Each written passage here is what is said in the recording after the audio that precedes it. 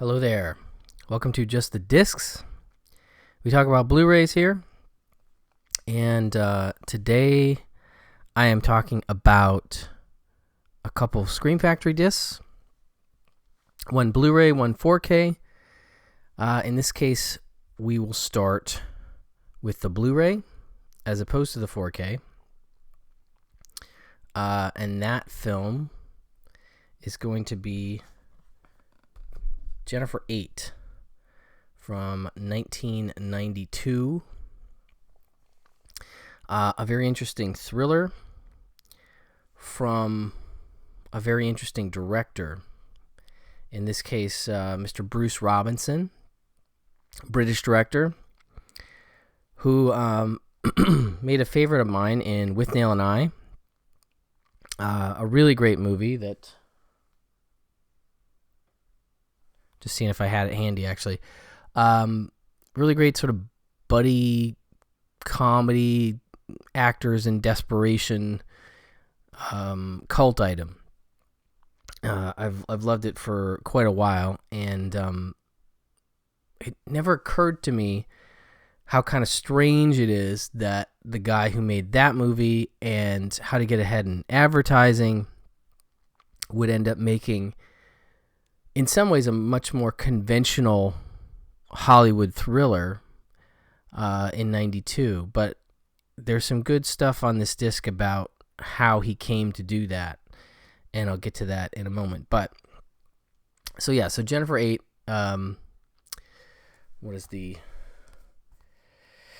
they are unidentified victims of an unsolved crime spree, women linked by a serial killer's gruesome handiwork, and by police files giving them the alias Jennifer. Homicide investigator John Berlin believes he's made a breakthrough in the case when he uncovers a key witness, a blind woman named Helena. Yet who can truly rely on the testimony of a witness who cannot see?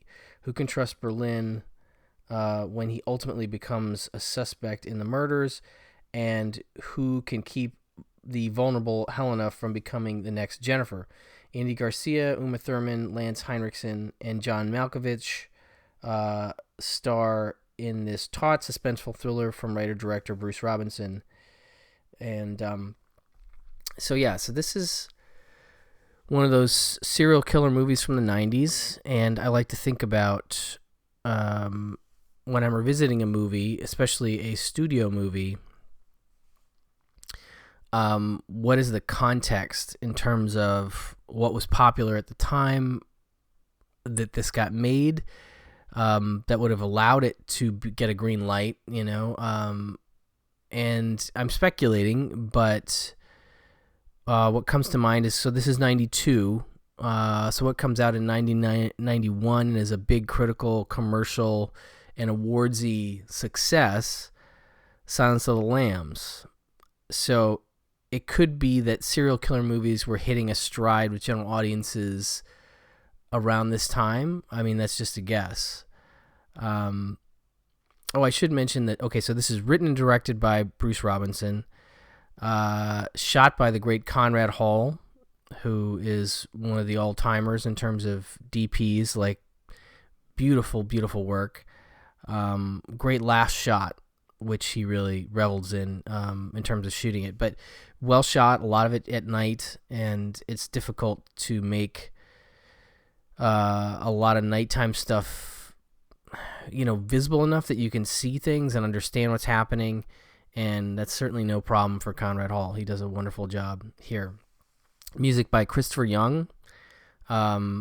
Strings, a big part of his repertoire, and he would go on to do a lot of horror stuff around this time. So anyway, let's look at the cast. This is the other thing I like to think about is, like, what is the cast doing around this time? Andy Garcia, he plays John Berlin. So this is 92. In circa 86, he stars in 8 Million Ways to Die, Hal Ashby's last movie with Jeff Bridges, and plays a villain in that and gets some attention. He does a great job there, But then he really breaks out in 87 with The Untouchables for De Palma, which is a big hit. And then he does Internal Affairs in 1990 along with Godfather 3. So he's sort of on a roll. Uma, this is a big one for Uma Thurman. Previous to this, she'd had parts in Dangerous Liaisons in 88, Henry and June in 1990, and the 1991 version of Robin Hood. She played Maid Marian. And then comes Final Analysis in 92, followed by Mad Dog and Glory, and even Cowgirls Get the Blues in 93, and of course Pulp Fiction in 94, and she's off to the races after that. But, so this is a big one. And Bruce Robinson says in the interview portion of this that she said she wouldn't test for this movie, and that was part of the reason he gave her the part. So I thought that was kind of neat that she was just like, nope. I'll do it, but I won't test for it. And some actors just don't like to test, which I totally get. It's just it's a rough process. Okay, so anyway, story opens with Andy Garcia's John Berlin character coming to Northern California, Eureka, California, from Los Angeles. He's he's a cop from LA. And I guess he's teetering towards burnout after the collapse of his marriage. And his friend invites him, that's Lance Henriksen, invites him to come work at their precinct up in Eureka. And the movie opens with Garcia meeting him at a garbage dump, which is the location of a suicide. A man has slit his own throat, and they find that body. But in searching the dump for the knife that he used, they find some other things. They find a hand, and it starts to link back to an old case where a woman was killed and her hands and head were removed. And so Andy Garcia, sort of his character John Berlin, sort of really gloms onto this case and this idea, and he's very good at his job. Like, he's very good at figuring things out, putting pieces together, and so he takes on this case and starts connecting it to this old case of unsolved that took like 6 months and hundreds of thousands of dollars of resources of this Eureka department and surrounding departments to try and solve, but they were never able to solve it.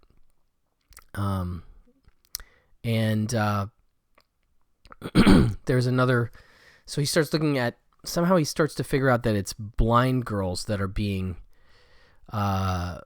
killed, and so he starts to look at missing cases of blind girls, and there's one at a school for the blind about 2 hours north, I think, of Eureka, and the woman's name was Amber. She's gone missing. Her roommate is played by Uma, who he goes to question, and he starts to get a few things out of her that, because he thinks she's maybe seen the actual killer on the last day that she saw Amber.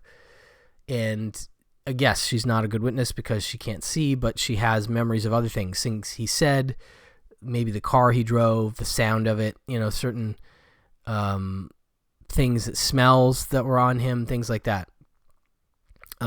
So it becomes a thing where the John Berlin character just becomes obsessed with Helena and maybe starts to fall for her a little bit. But a lot of people in the department don't believe, in fact, none of them really believe that there's any connection to these other cases. They think he's on a wild goose chase. They think he's, showing off or trying to be the big shot from LA in this small town. But he really thinks he's onto something. He really believes it. And it's a great role for Andy Garcia. He really, really does a nice job, and so does Lance Henriksen as his buddy. John Malkovich shows up in about the last third as an FBI agent, and I won't talk about why he becomes involved, but his stuff is interesting and adds another dramatic tension to the whole thing, and it's really a good role for him too. Like he really relishes roles like this, and he does a nice job with it. So in coming back to this, I was looking at some reviews on Letterboxd, and a lot of people seem to feel like this movie ain't so much, and I guess I get it, but ultimately I have to admit that I was more absorbed and more engaged and ultimately liked the movie more this rewatch. I've probably seen it maybe 3 times now, maybe 4.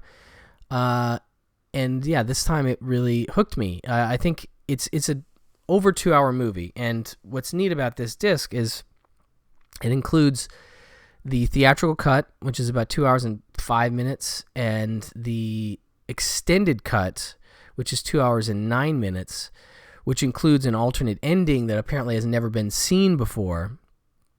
And so you have that ending, in this case, integrated into the cut. And I will say the transfer looks very nice. It's a, what'd they say, new 2023 4K scan of the camera negative, and it looks really good. Although I will say you will notice at the end when they cut in the extended ending, the new ending alternate, you can see a bit more grain in those sequences. You can kind of tell it's a little different.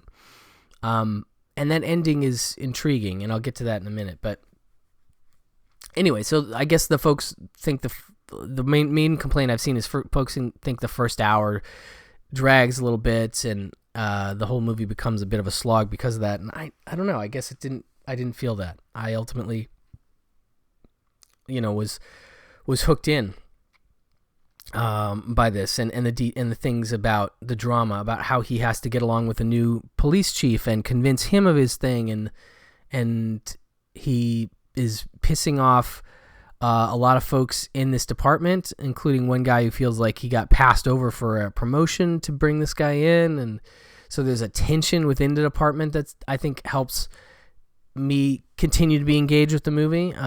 And there's some good little twists and turns throughout. So it's a solid thriller for me. I think it works well. And that new ending I'll talk about when I get to that feature. So the main special feature here is called Is It Dark Yet? Looking Back at Jennifer 8, and it's about 42 minutes long. It includes interviews with Bruce Robinson, the director, Andy Garcia, and Lance Henriksen. The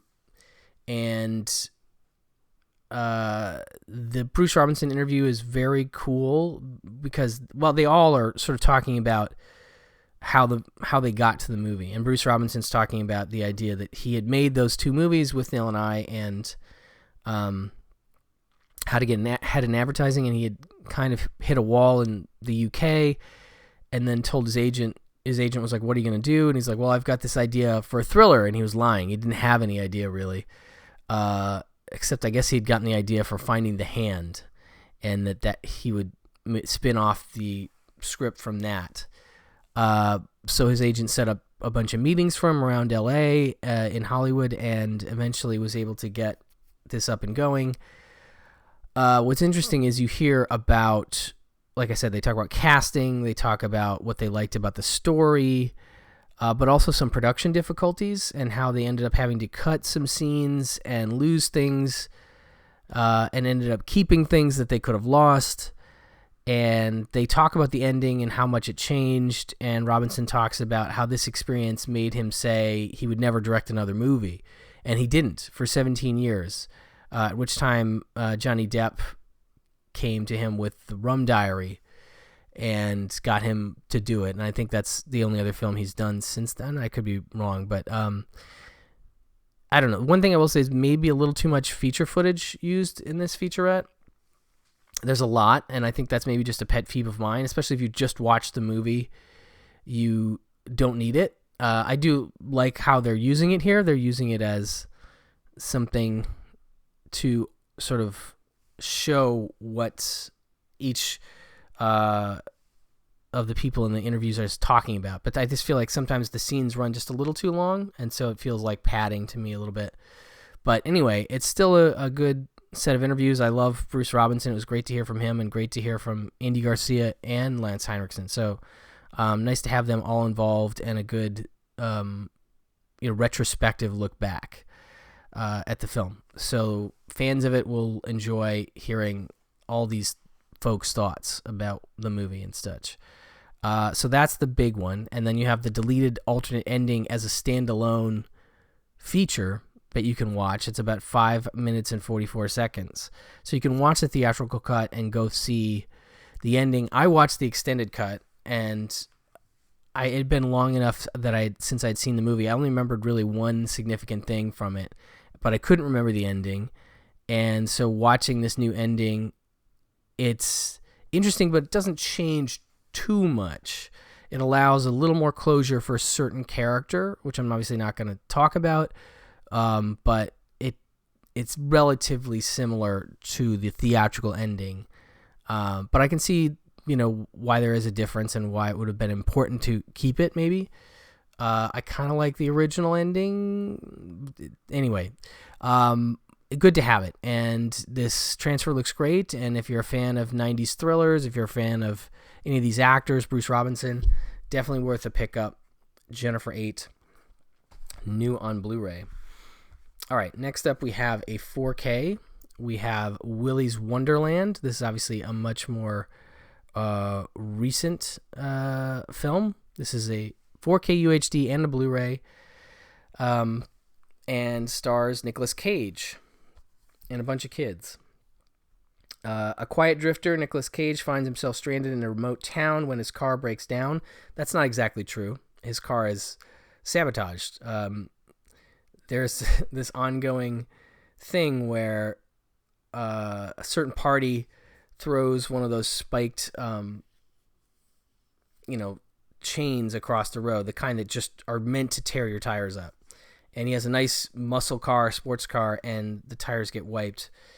And he has to get the car fixed, but he can't get the car fixed. Let's see. Taking on a janitorial job at the now condemned Willy's Wonderland seems like an easy way to earn some cash, but the mundane task suddenly becomes an all-out fight for survival when he must do battle with wave after wave of demonic, murderous animatronics.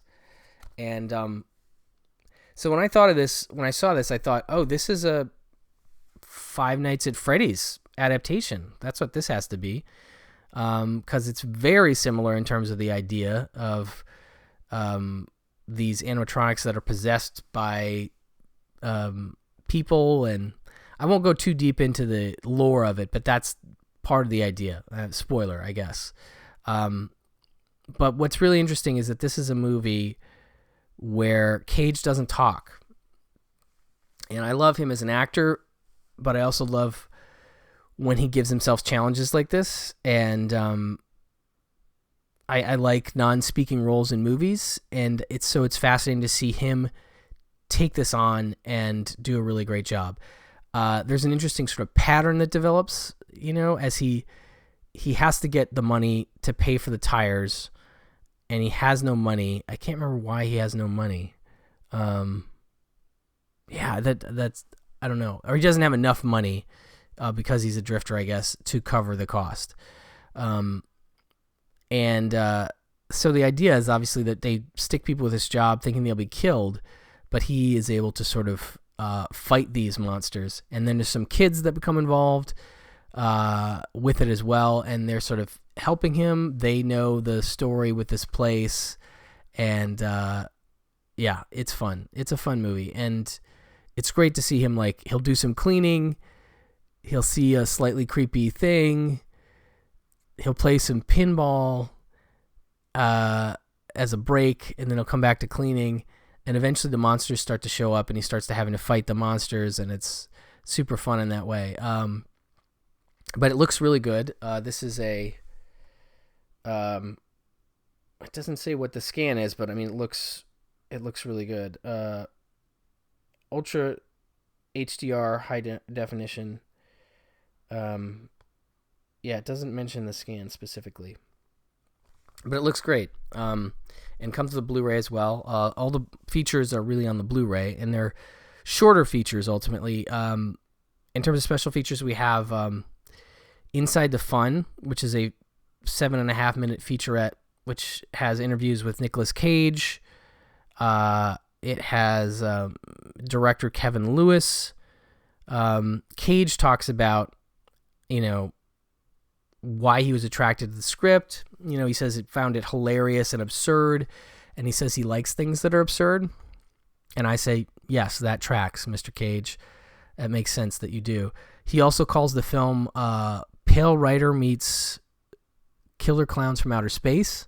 So there's a Western aspect to it. The director acknowledges this too. And he also said he was drawn to it because he thought of great performances from actors who didn't use dialogue. And he mentions Harpo Marx, Buster Keaton, Charles Bronson in Once Upon a Time in the West, and his pet iguana. And he says all those are kind of in the mix for him on any given day when he's doing this part. I thought that was great.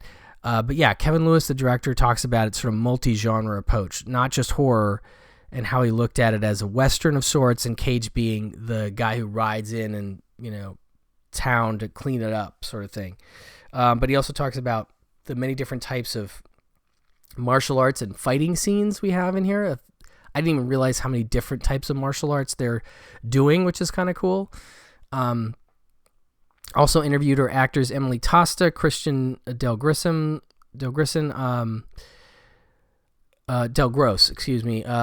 producers Grant Kramer, Jeremy Davis, David Ozer, costumes design supervisor Kenneth J. Hall, and puppeteers and actors who played the monsters. Actually, it's a lot.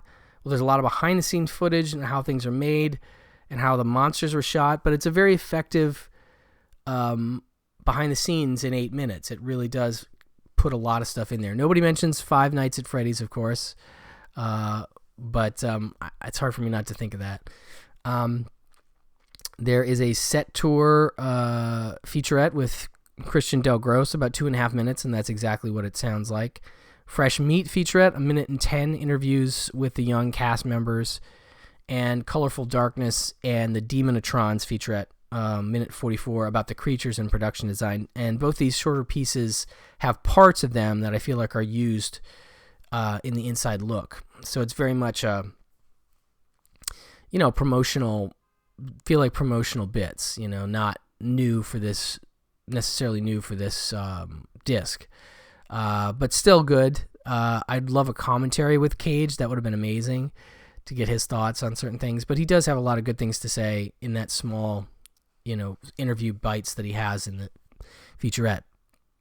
The menu song is incredibly annoying, to the point that you can't leave the menu on very long. It has to do with it's a birthday song they play at Willy's Wonderland, which is obviously kind of like a Chuck E. Cheese or a Showbiz Pizza kind of place that's become run down and dilapidated, and again, very Five Nights at Freddy's in terms of the story. But that song, woof, that's tough.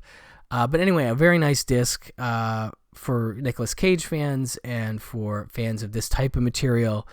And looks great. So high recommend for the 4K of Willy's Wonderland. Anyway, that will do it for this round. Thank you so much for listening, and I will talk to you soon. Bye-bye.